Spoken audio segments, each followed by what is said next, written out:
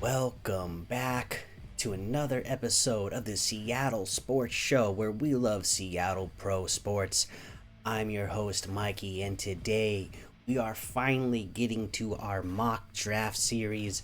This will be our 7-round mock draft for the Seattle Seahawks 1.0. All right, and I'm really excited to get into this again, guys. I know this was a really popular series of videos that I did last year. Obviously, this year I'm not gonna get as far as I did last year. I'm not gonna get to do as many as I did last year. I think last year we hit around 40 or 40 something of these before the draft. This year with my work, relocating to another building has created like a commute for me, and just logistically has changed a lot of things for my timeline and what I'm able to do during the day before having to get myself ready for the next day, getting my stuff ready for my kids the next day, and then waking up with them, getting them ready in the morning before I have to leave the work. It's just created a whole mess, so I don't have as much time to make these as I did last year. So just now getting to it. But I think I figured it out. Things will be all right going forward from here until the draft. So we're going to get in as many of these until the draft as possible, because that's the whole point of this, is looking at all the different possibilities, or not all, but looking at as many different possibilities as we can at what the Seahawks could, should, might, or might not do, because we want to see all the different ways that this draft can be affected by selecting different players at the pick we have, at the first pick that we have at pick number 18, trading from that position for different players and how that affects the rest of the draft. All sorts of things that we're going to look at. All right, so without further ado, let's get into it. And while we wait for our first pick, please hit that like button, leave some comments, and subscribe. All right, here we go. Our first pick in mock draft 1.0. And by the way, in this first mock draft, I'm going to do it like last year. I am going to be spending some time doing some of these where I make no trades at all. We'll do some where we do some trades, and we'll do some just on the fly and see how it goes. In these first few, just like last year, I'm going to spend some time just looking at what it will look like if we stick at pick number 18 and make our pick there. Don't trade out of that spot, not up, not down. Stay right there and make a pick, right? And we'll try it out, selecting multiple players at this position and see how it affects the draft board. So remember, don't attack me for each individual draft, because we're doing this as a test to see what it looks like.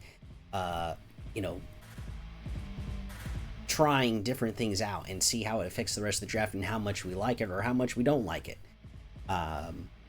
So again, not every one of these drafts is actually going to be what I would want them to do, but we're going to be testing different things out. All right, with our first pick at pick number 18 here's the deal. I think if we got Kenneth Grant, holy cow, that could really make our defensive line elite. However, the problem is, at this point in time, we haven't done enough to our offensive line to even feel good about it even being close to average. Based off of what we've had the last couple of years, and based on not replacing even the players that we have that had us at the bottom of being ranked in the offensive line, if we don't make moves there, we're still going to be towards the bottom of the league in offensive line. And that's not going to be good for Sam Darnold. And that's not going to be good for the team in general. So you have to address that. And they've put themselves in this situation by not getting something in free agency. So in this first mock draft, I am going to go with Gray Zabel, North Dakota State. They do have him listed as guard. Everybody knows how versatile he is in college. He played tackle. He played guard. They had him take snaps at center at the Senior Bowl. I mean, he can do it all, and he does it all great. So he's a guy that you can plug in right away. And yes, we're looking at the draft board here. According to Pro Football Network, they have him ranked 30th, right? And we're picking number 18. And you're going, oh, but that means he should be not drafted till later. In this draft, if that's your guy, you take him. I'm telling you, there's not very many first round rated players in general at all this year. There's a handful of them. So from already, by the time the Seahawks get to their pick, if they stick and pick at 18, you've already passed everybody who actually has a first round grade, most likely. Because there's just not that many of them. I'll be surprised if any of the guys that actually have a true first round grade fall to the Seahawks at pick number 18 this year. So, most of these guys that we have listed here, they're all going to have very similar grades. You're not going to say, oh, well, this guy is number 14 on the board, so he's way better than number 25 on the board. No, they're all going to have the same effect on your team. You know, number 20 is not going to be way better than, say, we can even go all the way down to, you know, we can get into the 40s here, and we're still feeling like, oh, it's not that big of a difference in grade. So I'm taking Gray Zabel here with the first pick that we have. We need to improve that offensive line. And let's see here what we get available to us at pick 50.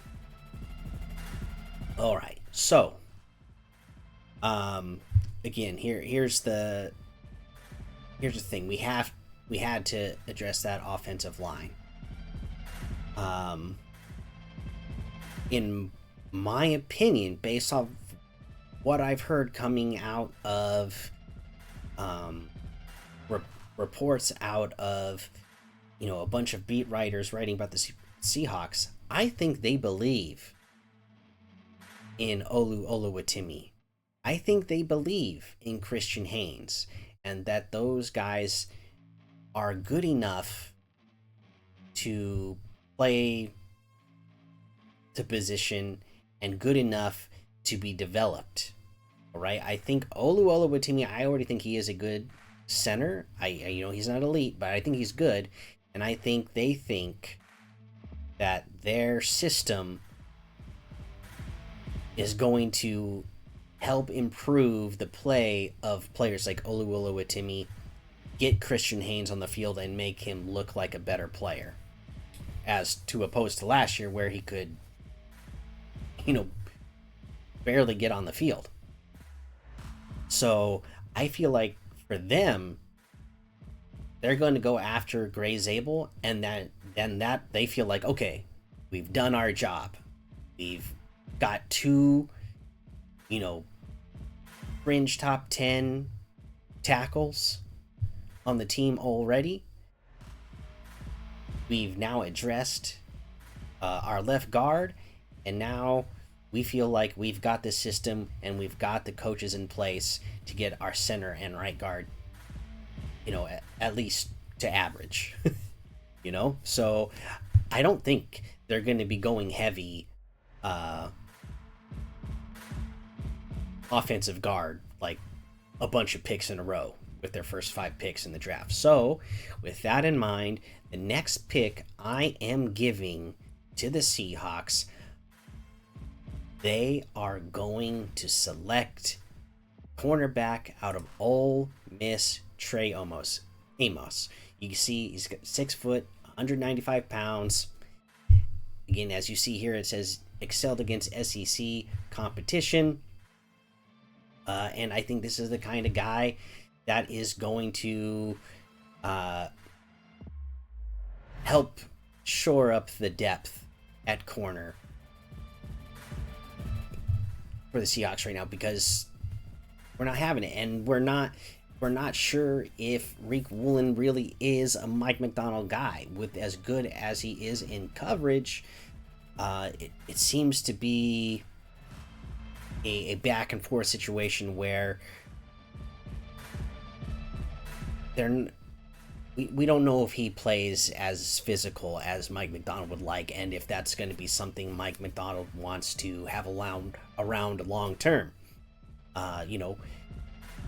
They might not want to be giving a big contract to Rick Woolen down the line, so they can get their corner there, mold him to be what they want. And he's got that type of body that Mike Macdonald would like for his system at that position.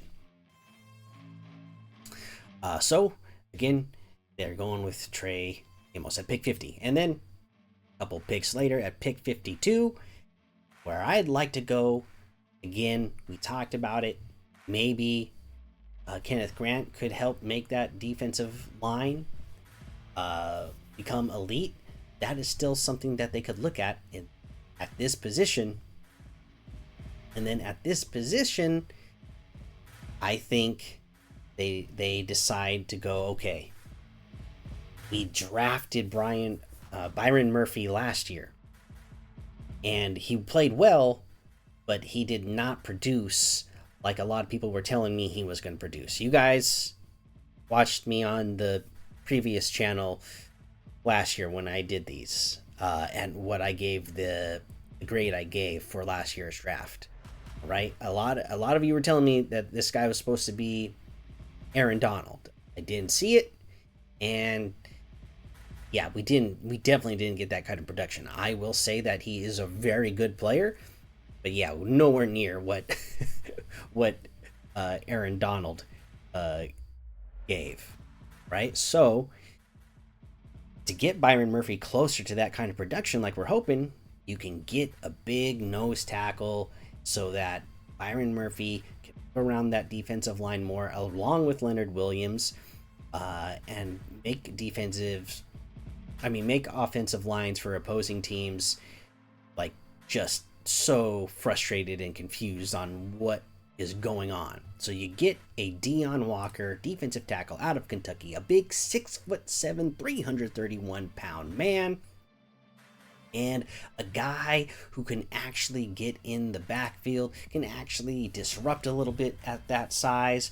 Not the same that we're talking about with a Kenneth Grant, but still giving you that presence on the inside. Again, just making it that much easier for a Leonard Williams, for a Byron Murphy to really produce like we'd like those guys to produce. All right, so we're going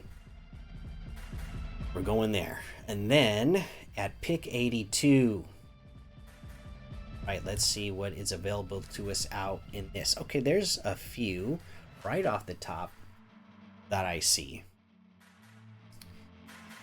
And then, yeah, without even scrolling down, you got Harold Fanning Jr. Okay, this guy, I'm wondering if I'm going with Harold Fanning Jr. or if I'm going with Gunnar Helm. You can see very similar in size, 6'5", 240, 6'3", 240. Again, everybody's so rated so closely. And something about Gunnar Helm I just really like. I like his toughness. You saw how tough he was after rolling his ankle at the combine and running through it, running anyways, and not complaining about it at all. The dude's tough. And I think that shows how much he loves football and is willing to fight through it. And we know how much John Schneider loves those type of players and respects those type of players. Same with Mike McDonald. You'll hear him talk about it in interviews where he wants players who love football, that love the game. That's what they're looking for. So I'm going to go with Gunnar Helm here. All right, and then we're at pick 92. That's our 5th pick in the, within the first 100 picks of the draft. And let's see what we have available to us at this point.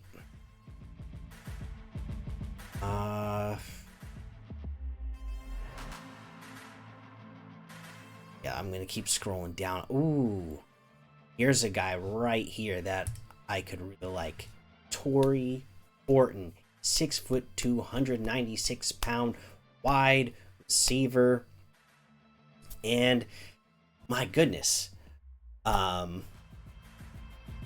this is a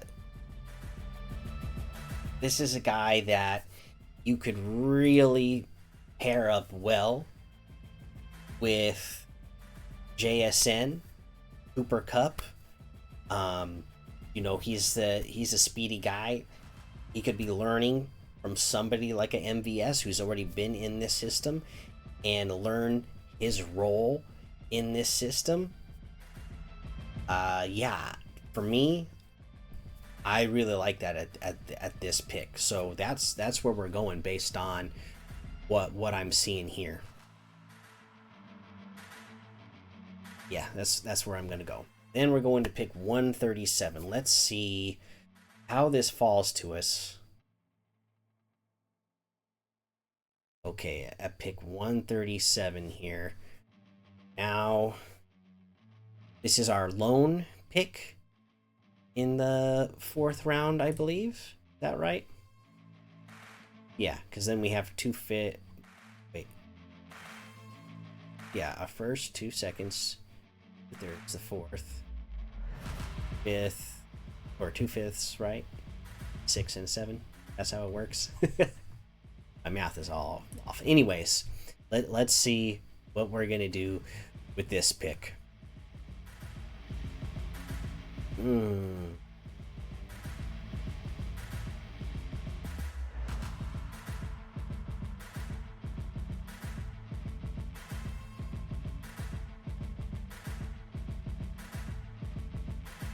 Okay, I think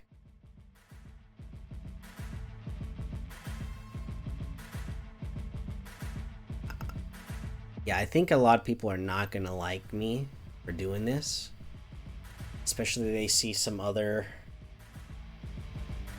quarterbacks on the board still available.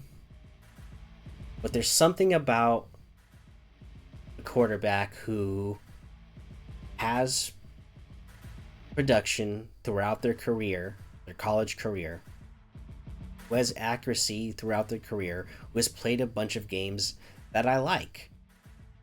That consistency I like. We're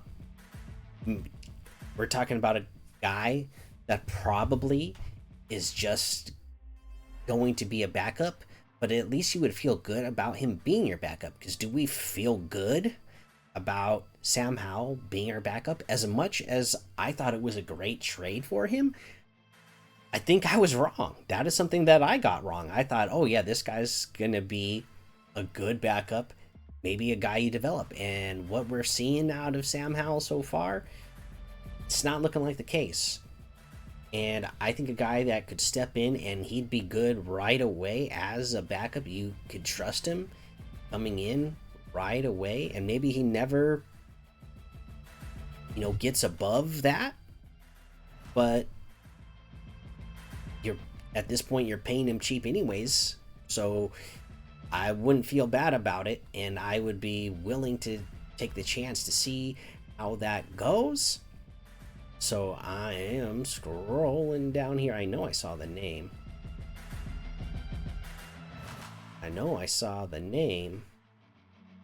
And I am going with Oregon quarterback Dillon Gabriel.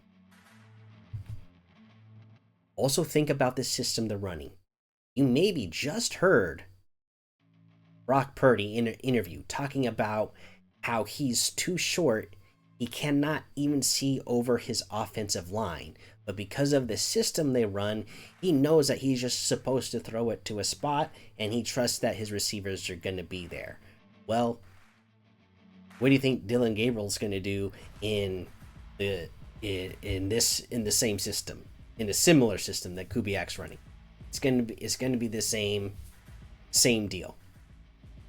All right, and we know he can do it. We know how accurate Dillon Gabriel is. So, as a backup, I would really like him. All right, so let's get to pick 172 here. And at pick 172, guy I was hoping, yeah, of course the Eagles. Eagles always do good drafts, even in the mock drafts. Okay,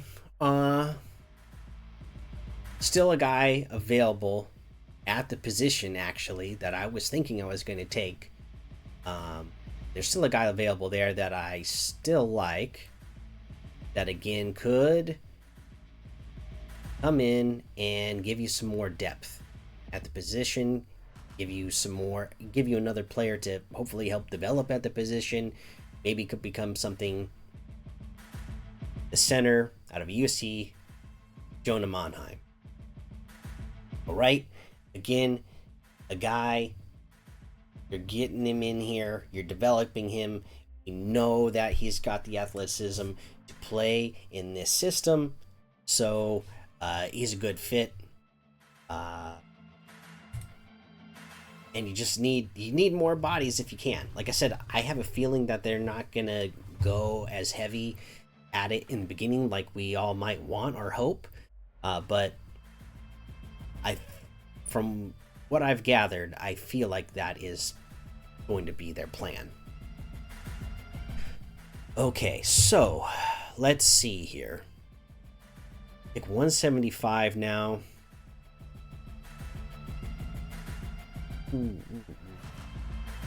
Could we go?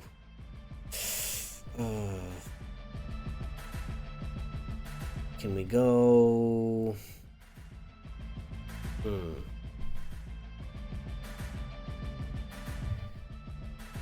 I got 175, 223, and 234 left.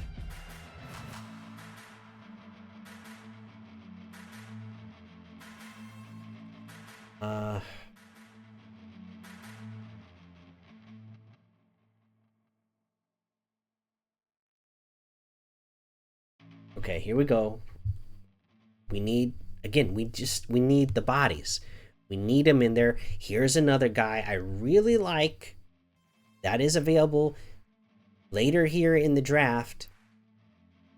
I feel like fits a system.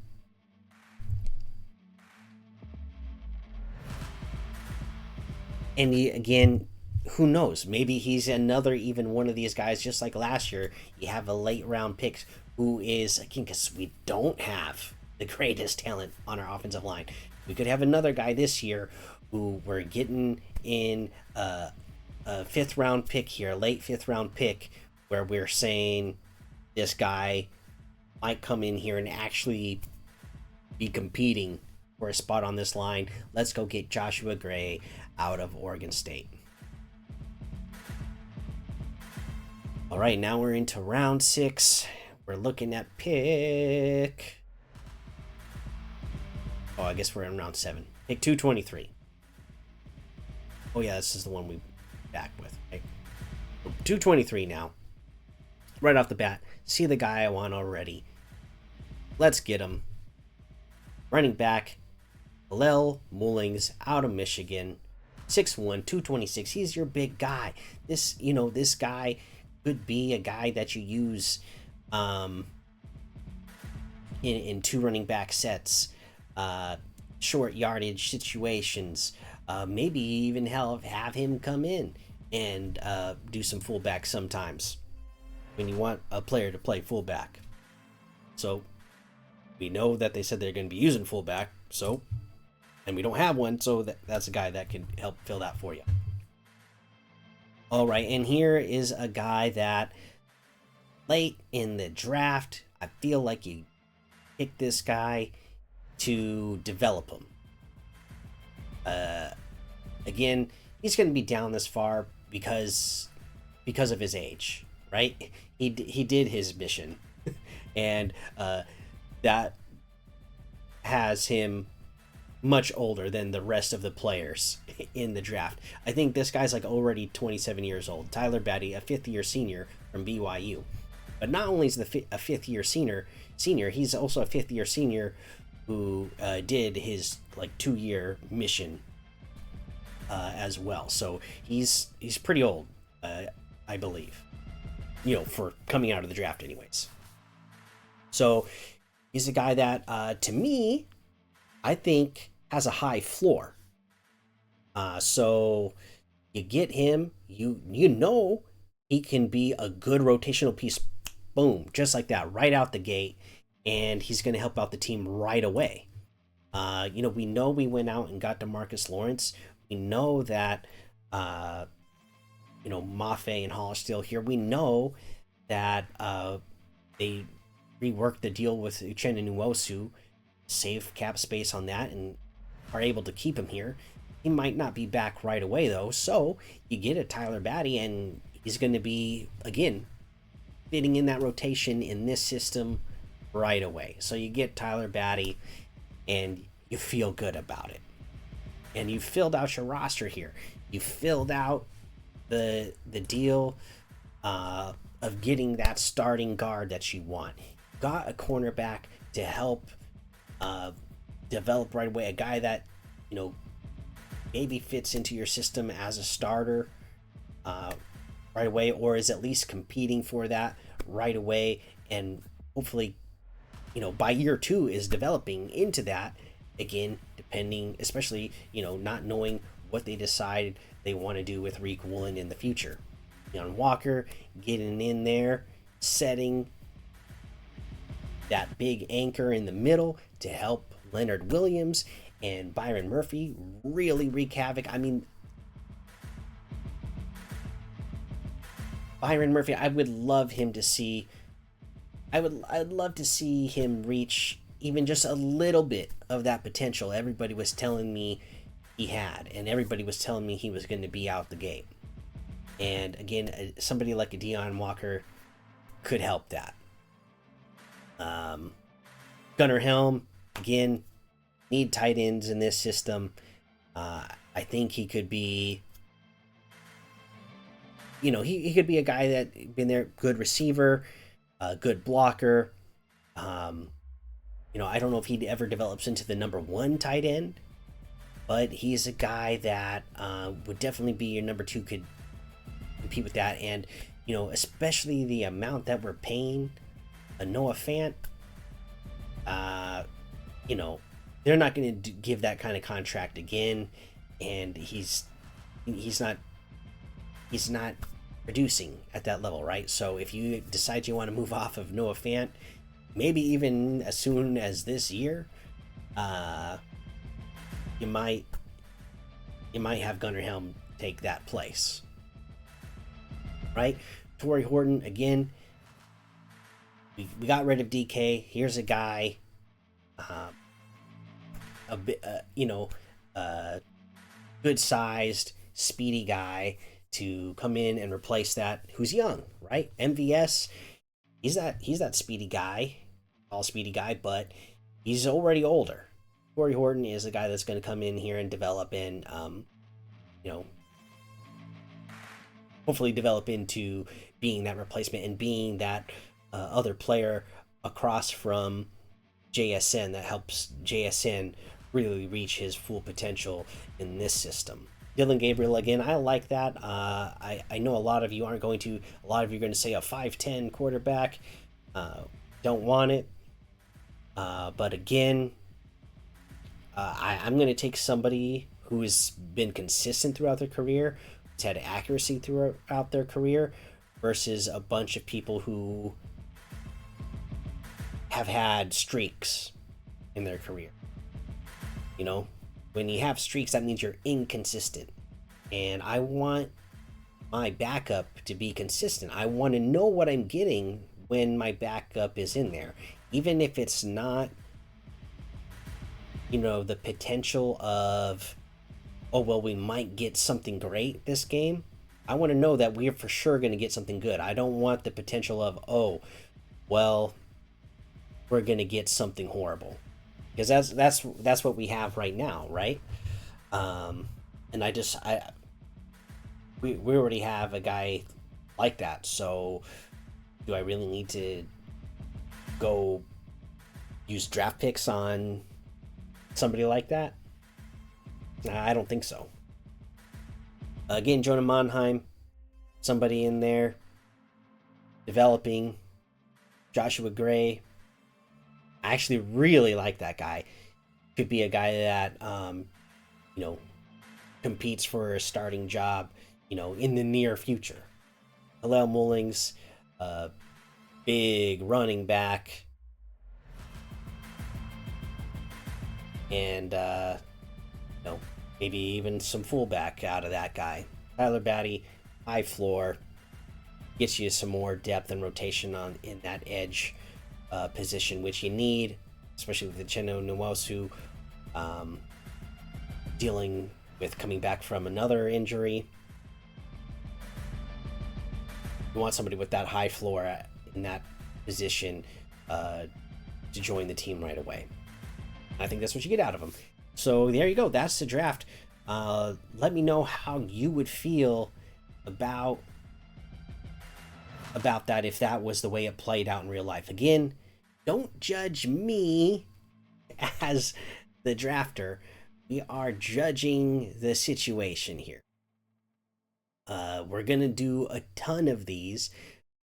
When we get close to the draft, I'll tell you, okay, this based on all the knowledge that we have, because who knows, maybe we'll do another signing or two, maybe we'll do some trades, another trade or two before the draft comes.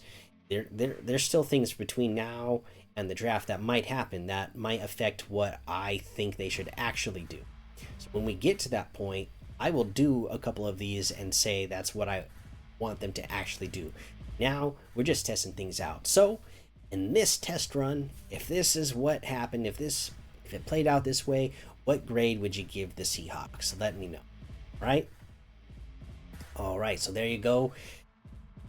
Hit that like button, hit the subscribe button, leave those comments, and let me know what you think of this. Let me know if there's any players that you want me to take a closer look at in the future. I know there was some players in last year's draft that I didn't really consider that much, but some of you told me to take a closer look at, and when I watched their tape again, I said, yeah, you know what? They could be a fit. So let me know if there's anybody specific that you think I should be taking a closer look at in these future mocks. And yeah, until next time, that'll be it for the Seattle Sports Show. So go Hawks!